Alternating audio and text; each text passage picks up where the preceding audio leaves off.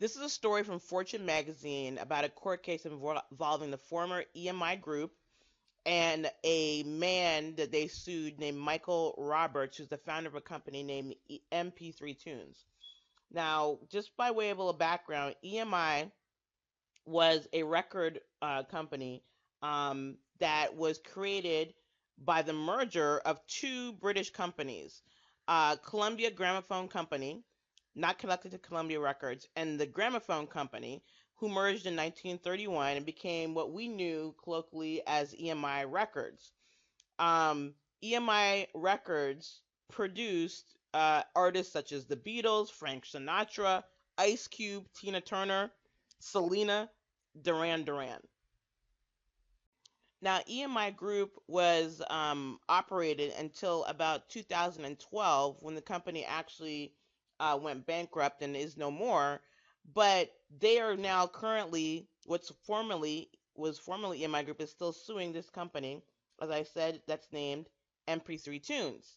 Now, this lawsuit began in about 2007 when the company at that time sued MP3 Tunes for copyright infringement. And MP3 Tunes was a music sharing service similar to early versions of things that we know like iTunes. Now, the difference between MP3 Tunes and some of these other services is that they did not use digital rights management software on their sites. These are sites that allow or prevent you from modifying, copying, move it. So things like on a CD, for those of you who use CDs, that prevents you from copying, like encryption codes, or things like a product management key when you load up your software and you have to have that key in order to put it in. That's digital rights management software. MP3 Tunes also had a feature called the digital locker, which allowed their people to keep music kind of like an early version of the cloud system. So in 2007, EMI sued MP3 Tunes for copyright infringement because they were basically allowing their users to either copy, download, or modify music because they did not use digital rights management software. So MP3 Tunes argued that under the Digital Millennium Copyright Act, that they fell under the safe harbor exception for service providers, saying that they were not liable for what their users were actually doing. Here's a copy of that act. As you can see, it's in U.S. Code 17, Section 512, and this is the part that says that a service provider may not be liable for relief, etc., if they fall under these particular exceptions. Here's a particular exception. So they either have to have actual knowledge, absent actual knowledge, they have to be aware or not aware of facts and circumstances of infringing activity, or upon obtaining knowledge or awareness, they don't act. So MP3 Tunes argued that they fell under these particular exceptions.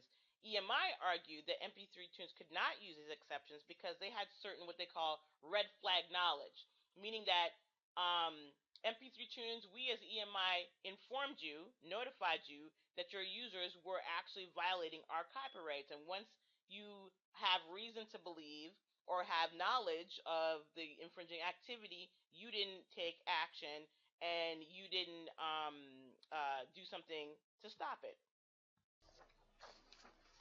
Now, the red flags that EMI was talking about is basically we've notified you, MP3 Tunes, that your particular people are using and infringing our music on your service. Willful blindness. That's why you have a picture of you putting your head in the sand, basically saying, I don't see it, I don't see it. That's not going to protect you, MP3 Tunes. That's what EMI was arguing. So if we go back to the act, in yellow, I have the safe harbor protections highlighted, but in green, I have the sections that MPI is relying on for their argument. So basically, they're saying that MP3 Tunes received some kind of benefit from the infringing activity, and they were notified by EMI of the infringing activity. And based upon this, the jury actually argued with EMI. So it's not the users that would have received a financial benefit; it would be MP3, and that's what what was argued Basically, MP3 tunes, you knew about it and you received the benefit. Therefore, the safe harbor protections cannot apply to you.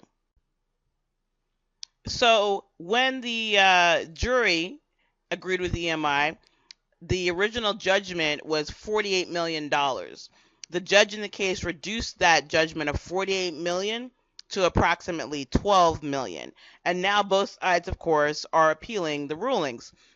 So, what's being appealed at this point, and is the new phase of this particular case, is that an original motion for summary judgment that MP3 Tunes argued, allowing them to argue the safe harbor protections back in October of 2016, was actually vacated. But for those of you who don't know what a summary judgment is, in a civil case, a summary judgment motion is used to kind of lay the landscape of what arguments can be allowed and not allowed in the particular trial.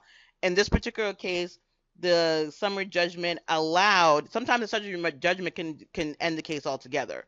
But in this case, this particular summary judgment allowed MP3 Tunes to argue and say they fell under the safe harbor protections.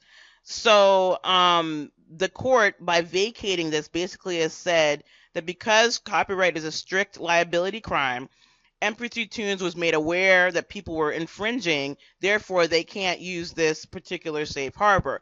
But in vacating the judgment, meaning overturning it, undoing it, the lower court has remanded it to the higher court has remanded it to the lower court for additional proceedings, meaning that we've undone it. Now, lower court, you need to have more hearings to see if maybe there's something else that can be argued that allows this particular exception or not, depending on what the different sides decide to argue.